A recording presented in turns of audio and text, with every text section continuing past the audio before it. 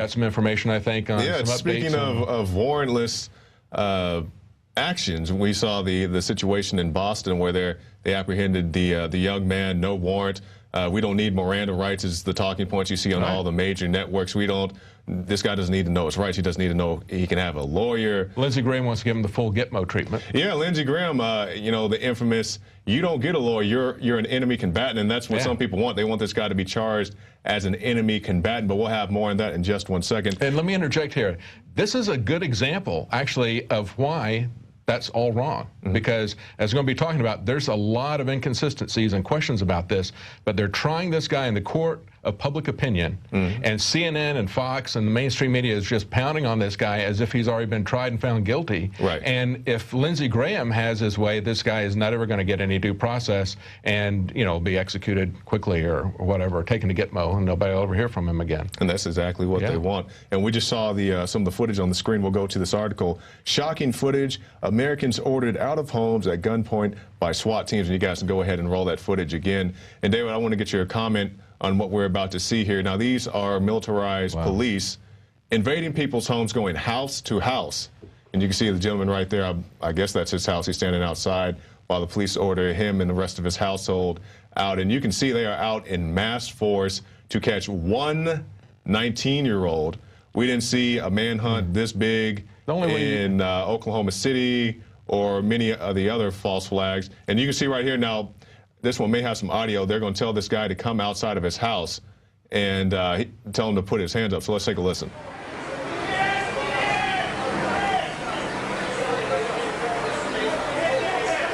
And you can see right there, David, that's where they told the guy to keep his hands up.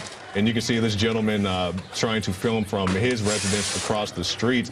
And no doubt if the police have not got to him yet, they will very soon. And that's what happens. The only way you know that was police is by the sign on their back. There's absolutely nothing about that that doesn't look like just some kind of a nightmare martial law. You know, they call it total lockdown. It's martial law. And there are some people that they've got that are clapping and applauding for that. It's just amazing to me that people would clap and applaud for that. But there are other people who are taking pictures of that, think that that's really not normal, okay, and putting it up on the internet.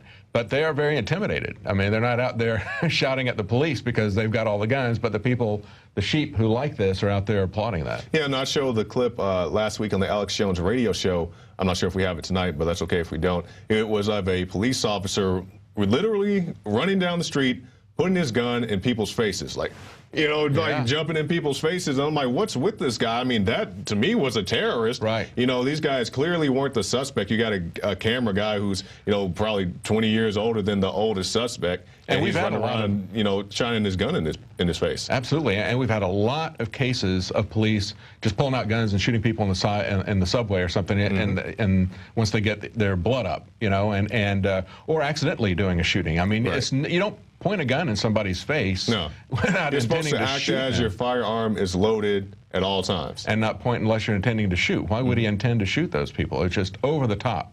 But that's the kind of hysteria that we're seeing, and that's the kind of hysteria that they're building. Yeah, look at that guy right there. Look at that guy aiming his gun right at the cameraman. Man.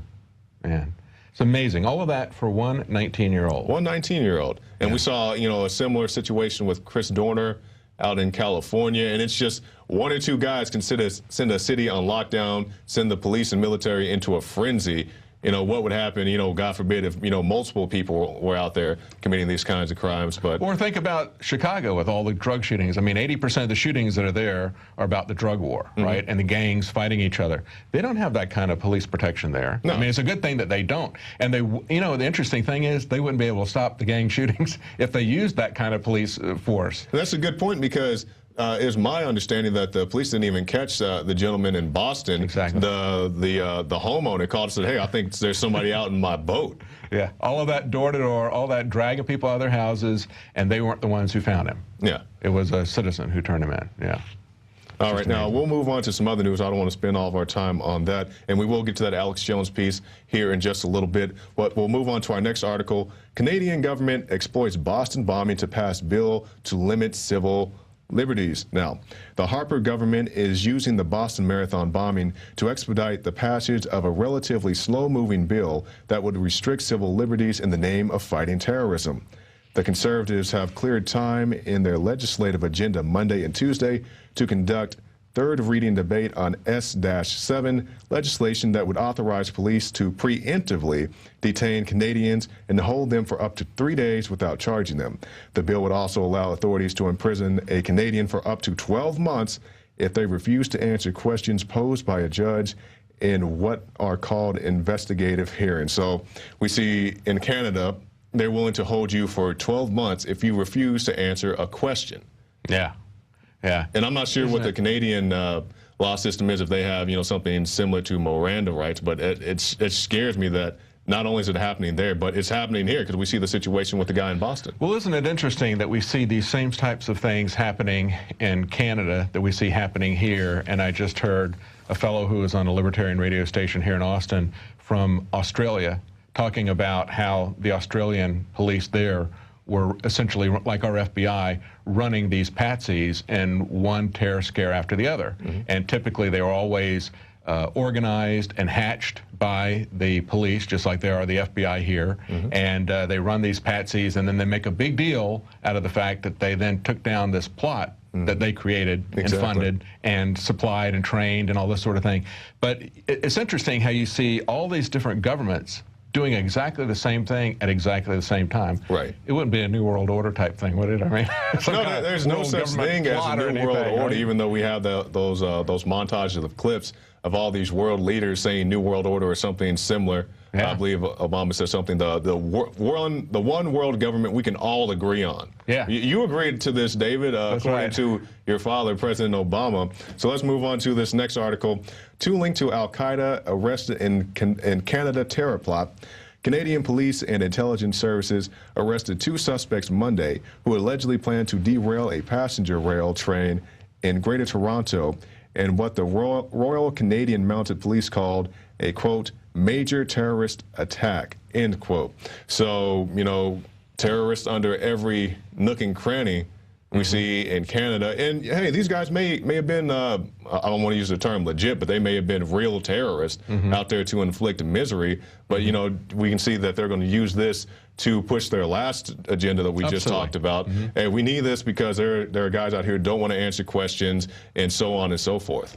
And that's what we were concerned about from the very beginning a week ago. We said, first of all, we know the government is going to use this to advance an authoritarian police state agenda. And then when we heard that there were reports of bomb drills going on simultaneously, it's like, uh-oh, this looks like 7/7, looks like the Madrid bombings, it looks like 9/11, it looks like Oklahoma City, all of these different ones that you see the same method of operation each time.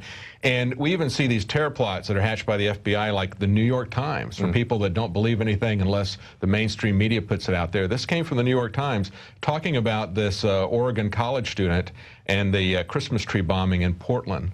And they said that the FBI provided a van loaded with 6 55-gallon drums of inert material, harmless blasting caps, a detonator cord, a gallon of diesel fuel to make it smell like it was flammable, and then an undercover FBI agent even did the driving with Mr. Muhammad in the passenger seat. And then to trigger it, they gave him a cell phone, but it didn't do anything. But as soon as he pushed the trigger, it's like, you're the terrorist.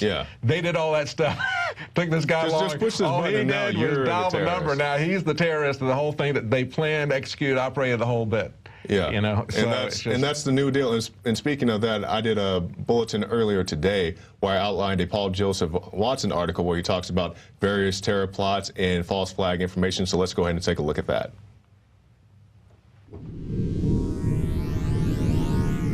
I'm Jakari Jackson with an InfoWars News Bulletin. We have an article on Infowars.com headline, Why Government Should Be the First Suspect in Any Terror Plot. Now, in this article, Paul Joseph Watson documents just a small example of government-sponsored terror. We'll begin with this one, Nero in the Great Fire of Rome. Legend claims Nero had 1/3 of the city torched as an excuse to build Domus Aurea, a 300-acre complex that included a statue of himself, the Colossus of Nero. The Roman historian Tacitus wrote that when the population of Rome held Nero responsible for the fire, he shifted blame on the Christians for, quote, hating the human race and starting the fire. And how about this one? Prelude to World War. SS operatives dressed in Polish uniforms attacked a German radio station, broadcast an anti-German message in Polish, and left behind the body of a German known for sympathizing with the Poles. The corpse was then offered to the press as evidence that the Poles had attacked the radio station. Now, this article contains many more false flags, but we'll end with two in the United States. Operation Northwoods. The U.S. Joint Chiefs of Staff unanimously proposed state-sponsored acts of terrorism inside the United States. The plans included shooting down hijacked American airplanes, the sinking of U.S. ships, and the shooting of Americans on the streets of Washington, D.C. President Kennedy rejected the plan in March of 1962 and was then assassinated thereafter. And finally, the Gulf of Tonkin. On August 4th, 1964, President Lyndon Johnson went on national television and told the nation that North Vietnam had attacked U.S. ships. In fact, North Vietnam had not attacked the USS Maddox, as the Pentagon claimed, in the, quote, unequivocal proof of an unprovoked second attack on the U.S. warship was a ruse. Now, we do encourage you to go and read the article in its entirety, but be aware that any new false flag would not be the first one. I'm Jakari Jackson with an InfoWars News Bulletin.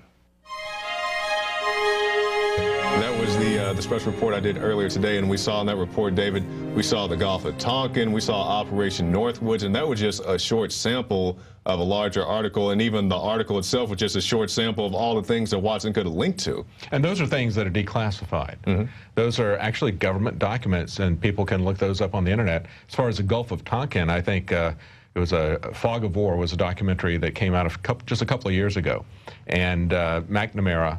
Basically, he did it just before he died, and I look at it as really kind of his confession, you know, trying to clear his conscience. And basically, he made it pretty clear that the Gulf of Tonkin was a false flag.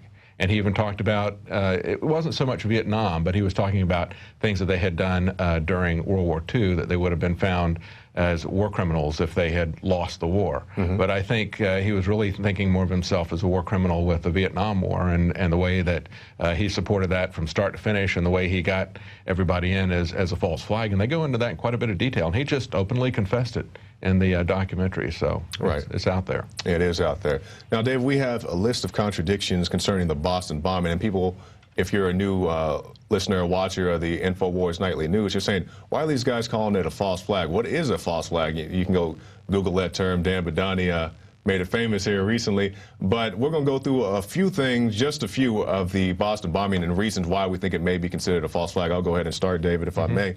Now, we have on this list of contradictions, number one, no explanation for drills and bomb-sniffing dogs at the start and finish line. Now, Dan Badani has reported, and even people, eyewitnesses have backed it up. The coach of Mobile, I believe it was, said, hey, when we were out here running the race, we heard loudspeakers telling us, stay calm, there's nothing to worry about. And the guy's like, why am I being told to stay calm? Why is there nothing to worry about? And then boom, the bombs go off. And he's done a lot of races, and he said he's never seen anything like that. It was unprecedented to see that kind of activity. Yeah, also, if you look at the backpacks, you know, all we've got from the FBI to identify these two brothers is this one video where they're walking around the corner of a building. And one of them has the wrong color backpack even, based on information that they'd put out earlier. Now, I don't know, but it was interesting that after we started questioning that, I guess about an hour, hour and a half after that, if it was that long, CNN came out and offered an explanation for this contradiction that the police had put out there. Is that the role of the media now, is to explain away any contradictions that the FBI puts out there? But it was really, I thought, pretty absurd. They said, well, here's what we think happened. You know, he's got a light-colored backpack.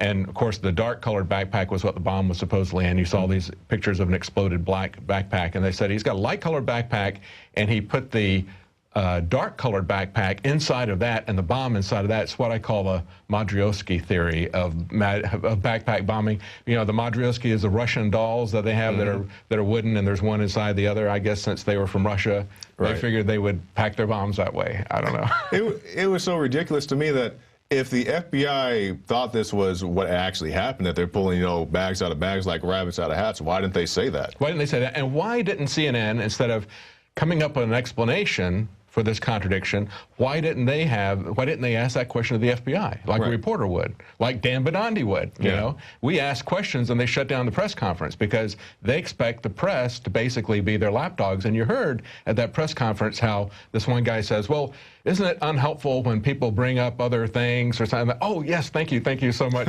He was just thanking this reporter for saying something that he was going to say. Well, it really doesn't help if you look at other pictures that we haven't put out there that are official. Yeah, and speaking of other pictures, if we can put that last picture back up, guys, I want to draw people's attention to this image. Now, what you see right there, we can freeze frame it if we need to. You can see a gentleman right there. He's fiddling with his ear. Now, the speculation is this guy wearing, earbuds? Is this guy wearing an earpiece like a Fed? And you can obviously see the Fed alert right there. But who is this guy? And another question is, if we can continue to let it play, you can see some people's faces are blurred out and other people's are not. Now, these aren't blurs that we have done. This is from the official FBI footage. And you can see in this angle, his face is blurred. But if we can run it back just a little bit, you'll see that his face was not blurred. So of all people, you can see some people's faces clear right there, but on this one, you can see it, and on this angle, you can't. So who is this guy? Does he have anything to do with it? Yeah. And you would think he might come forward and say, yeah, I'm not part of that. Or you might think that those two guys that Alex is pointing out that had a cap that looked like a SEAL cap, you might think they might say something. Actually, we tried to contact the Craft International, and we went to their website. People were asking them questions on the website. They said, well, that's not the proper form. You need to send a message to the Facebook administrator of this page. So we did, and they didn't respond to us. And we also sent a email to them, and they didn't respond to those emails. We sent a couple of us sent emails to them, so they're not talking about whether they're doing training. That's what the Craft does. I mean, their presence there would indicate that be another indicator that there was a drill of some sort going on. All right, Dave, I'll move on now. What about the Saudi national? You remember we heard the reports of the Saudi national who had been detained because they saw him running from the bomb blast. I'm sure as everybody did. But even more than that, he was detained. And then when Janet Napolitano was questioned about that, she assured Congressman, I believe it was Jeff Duncan, if I remember correctly, that if he does have something to do with it, she will take the time out of her busy schedule to allow the congressman to hear her explanation of the situation. That's right. Kind of slapped him down and said, like, who are you? Same thing that we later heard from the FBI, that don't look at any other pictures. Right. And she's saying, I'm not going to, I'm not even going to address that. There's just too many things there. I'm not even going to address it. So she's completely stonewalled him on that. Yeah, it was pretty amazing. And it's also interesting how the narrative changed. There was so much buzz about it being a right-wing conspirator. And that all changed very quickly when Alex went public with the pictures that showed a pretty disheveled guy holding one of the black backpacks, and a couple of these guys kind of watching him, and said, I think they're setting that guy up for a patsy. And they immediately went in and said, we're going to have a press conference, we're going to announce an arrest. And then they started delaying it. And, so it's interesting to watch how this thing unfolded and how they responded to anybody questioning their official version. Right. And one of the things that was reported in the media, well, in the mass media, I should say, and then not brought up again, the naked man. Who is this naked man who, actually, I do believe we have a video of that, guys, of this gentleman who is being escorted into a police cruiser, butt naked.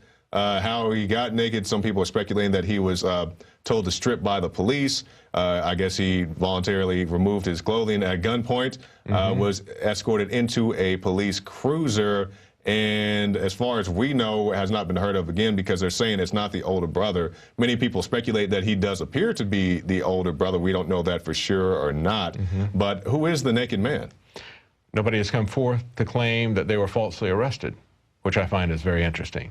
Because when a lot of these pictures were being put out there, there were so many people that were taking pictures because this was, of course, the finish line of the Boston Marathon. So there were a lot of people there with pictures, and a lot of pictures were coming out. And a couple of these pictures that started floating out, the next day, a couple of guys came out and said, that's not us. We're not the bombers. Those are pictures of us, and we were there, but we didn't do the bombing.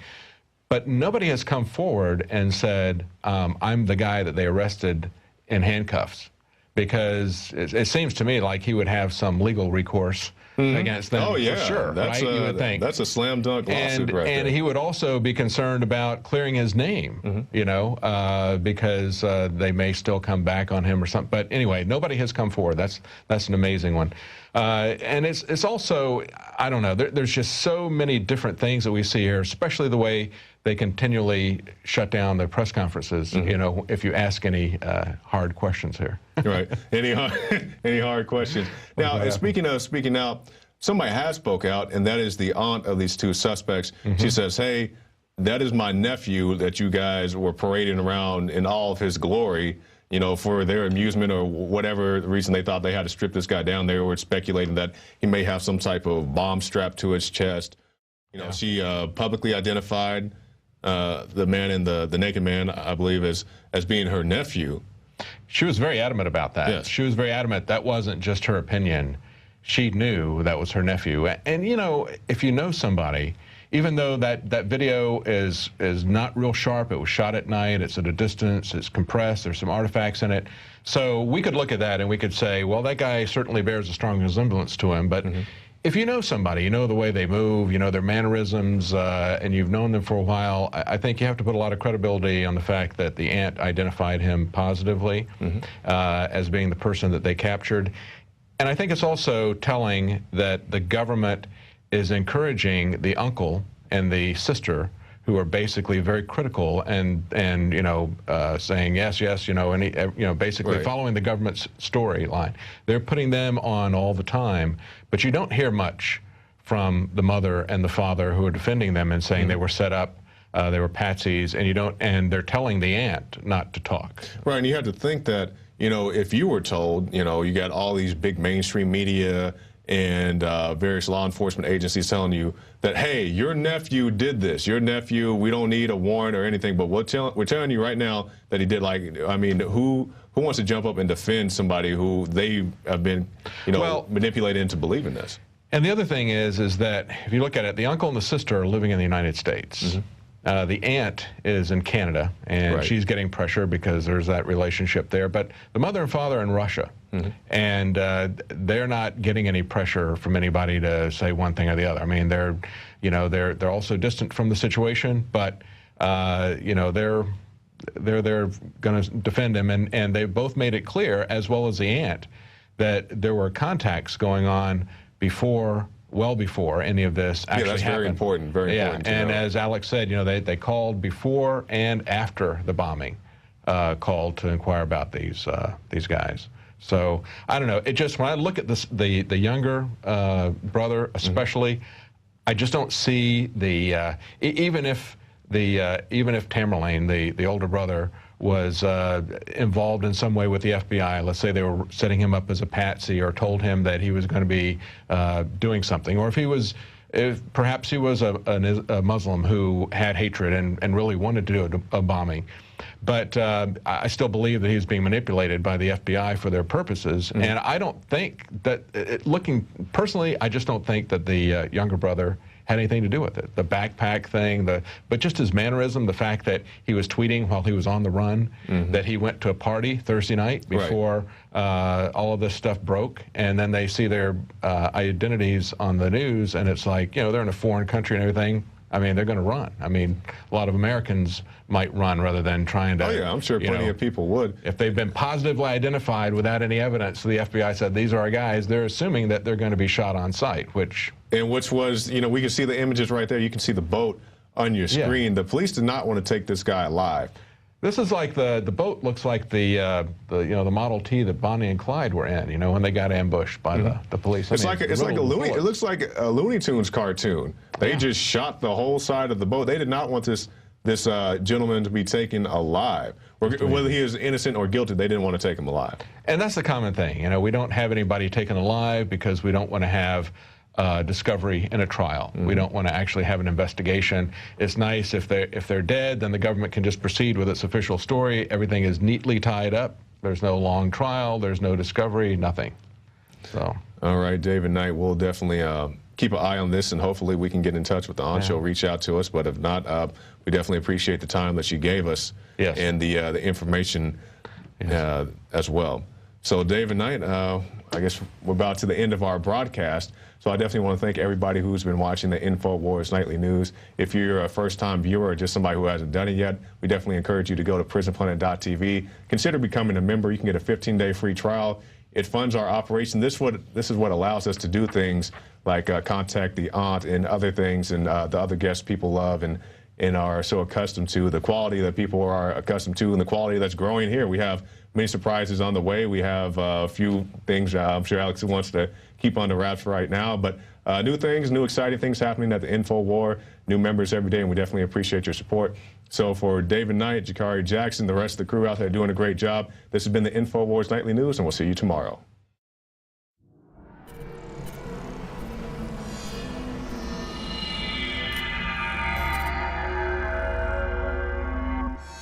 Hi, Ted Anderson, president of Midas Resources. With over 30 years of experience in the precious metals business, I can tell you without a doubt, we are facing the most dangerous and volatile times, not just in the United States, but worldwide. Peace of mind is gold and silver. Now is the time to invest in gold. When it comes to bullion coins, our prices are competitive and the closest to melt. If it's numismatics you're looking for, we have some of the best deals out there. Visit MidasResources.com today or go to Infowars.com and click on the link to see our daily specials. Here's an example of one of our long-term specials we've been offering for more than a year. 2 silver dollars from the turn of the last century, plus 2 powerful films, The Obama Deception and The American Dream. We also add in the book Dishonest Money, all for $72 and free shipping. The most trusted name in precious metals is Midas Resources. Call 1-800-686-2237 or go to Infowars.com. I'm Ted Anderson with Midas Resources.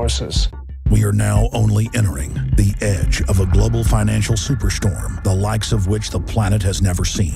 Here in the United States, the private Federal Reserve is giving more than $85 billion of taxpayer money a month to themselves and other offshore foreign banks. And the worst part is, we have to pay the bank's interest on the money we give them. There is now a race between the global central bank mafia cartels to see who can devalue their country's currencies the fastest. We are already seeing big increases in inflation at the grocery store and the gas line. This will eventually lead to hyperinflation. More than a dozen top globalists like George Soros have been buying record amounts of gold while at the same time bad-mouthing it to the public. Don't just listen to what they say, watch what they do. For more than 6,000 years of recorded human history, gold has been the ultimate hedge against uncertain times and inflation. Before investing in metals, it is important to do your own research and find a reputable company. Midas Resources has the highest Better Business Bureau rating of an A+.